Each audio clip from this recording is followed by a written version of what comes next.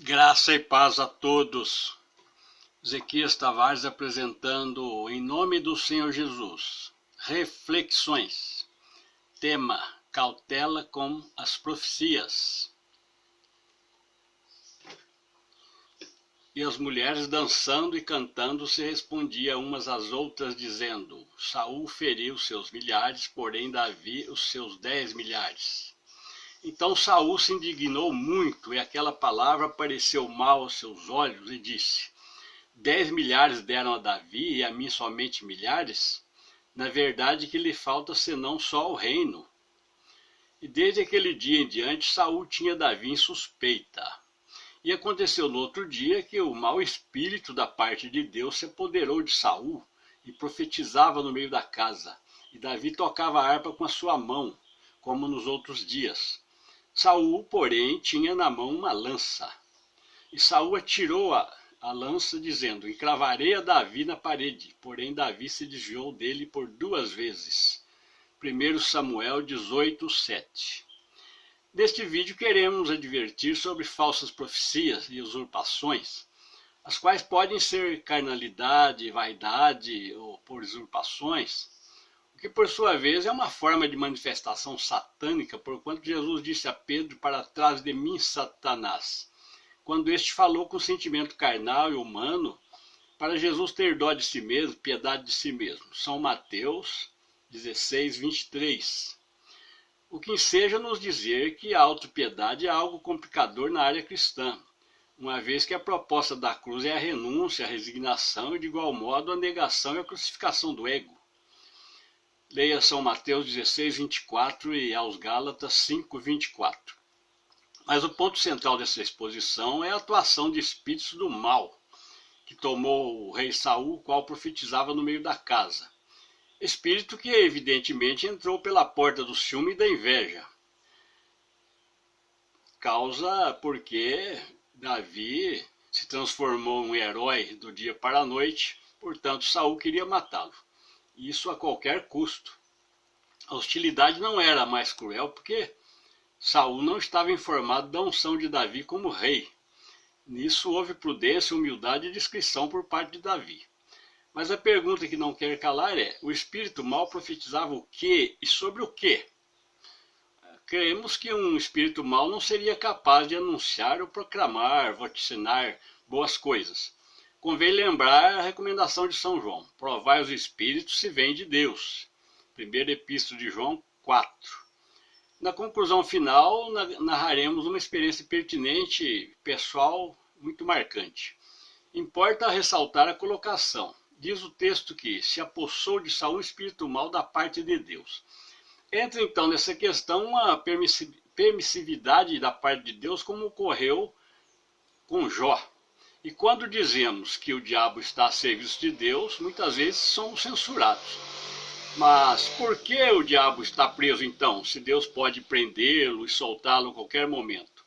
Como afirma o Apocalipse, que este estará preso e amarrado por 1000 anos e depois solto. O espírito mau de Saul estava também a serviço de Deus, pois todo aquele processo de perseguição a Davi, que durou anos, tinha o propósito de amadurecê-lo, prepará-lo para o exercício do reinado. E ao mesmo tempo Saul era punido por rebeldia. Deus sabe o que faz e como fazer. Para a evolução e fortalecimento do espírito, do ser, se faz necessário, sim, uma certa resistência e oposição. Tanto que depois foi lançado demônio sobre a terra para tentar os homens, principalmente depois que Jesus subiu, a coisa ficou mais acirrada. Logo se aplica a violência para tomar o reino do céu, como Jesus mencionou em Mateus 11:12. E isso é de uma abrangência e profundidade tremenda, porque nossa guerra, qual Cristo diz ter trazido, nunca terá um final. São Mateus 10:34. Obviamente que território conquistado exige guarnecimento efetivo. Então que a cada dia possamos fincar a bandeira da graça salvadora e dizermos: até aqui nos ajudou o Senhor, como consta 1 Samuel 7:12. Resumindo, vamos concluir. Deus sempre usou de simbologias para passar recados a seus profetas, destacando-se Ezequiel, com tantas visões esdrúxulas, que inspirou o escritor Erich von Däniken a escrever o best-seller Eram os Deuses Astronautas. Isso interpretando as visões como lhe convinha. Colocamos isso pelo fato de Deus ter nos mostrado todas as visões de formas figuradas ou simbólicas, uma das quais, em nossa experiência em questão no momento, Deus mostra em figura um personagem de origem oriental. Quando ele faz isso, se refere ao oposto. Se nós fôssemos naturais do Oriente, certamente esse nos mostraria em figura um ocidental.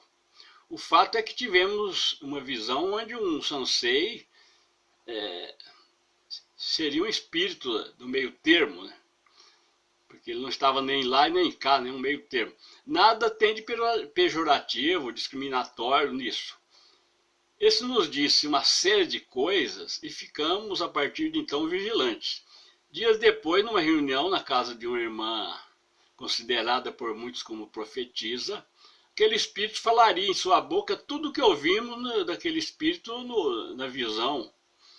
Isso ocorre quando o crente, mesmo que firme, aceita a glória para si. Porquanto os demais fazem romarias para estar lá nas casas dessas pessoas buscando profecias. Isso causa muita confusão. Para começo de conversa, não existe mais profeta, e sim um espírito de profecia que pode manifestar num crente consagrado a Deus. Do contrário, não devemos dar crédito algum. Leia Isaías 48:1. Sugestão: nunca idolatre homem algum, pois Deus poderá permitir sua queda a propósito, mesmo que este não se ufane ou esteja aceitando a glória. Deus sempre tem nos avisado, até mesmo nos acontecimentos mais corriqueiros. Quem avisa, amigo é, diz o adágio popular. Vale ler Gênesis 18:17. E basta amarmos o mundo ou a nós mesmos para ser inimigos de Deus. Isso não é nada bom, né? Santiago 4:4. A usurpação também tem a atuação de espírito do mal, quando o líder do povo, informado de certas situações, diz: o Espírito Santo está me revelando isto e isto, ou alguém aqui está procedendo assim, assim. Esses tais, como Deus não tem pressa, lá um dia ele os desmascara. Porém, os tais são tão obstinados e ignorantes quanto ao valor da própria alma, que colocam outra máscara e vão enganar almas em outro lugar. Tudo isso acontece para cumprir o que o Mestre e outros homens de Deus predisseram. Convém ler 2 Timóteo 3,13 e São Judas por inteiro, o verso 16.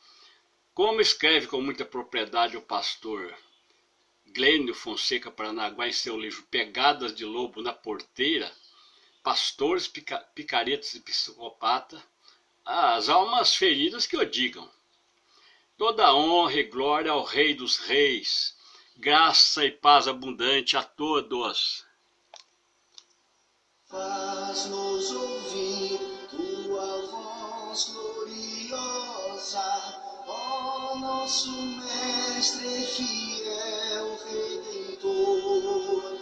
A tua igreja dileta esposa, sente por ti inefável amor. Ó caro Salvador, a tua voz de amor nos guia para o céu, glorioso lar. Pela palavra vem nos consolar. Ó Jesus Cristo, celeste esposo, vem conduzir-nos por teu grande amor. Já antevemos, ó Rei majestoso, a glória eterna do teu esplendor. Ó caro Salvador, a tua voz de amor nos guia para o céu, glorioso lar. Pela palavra vem nos nos consolar.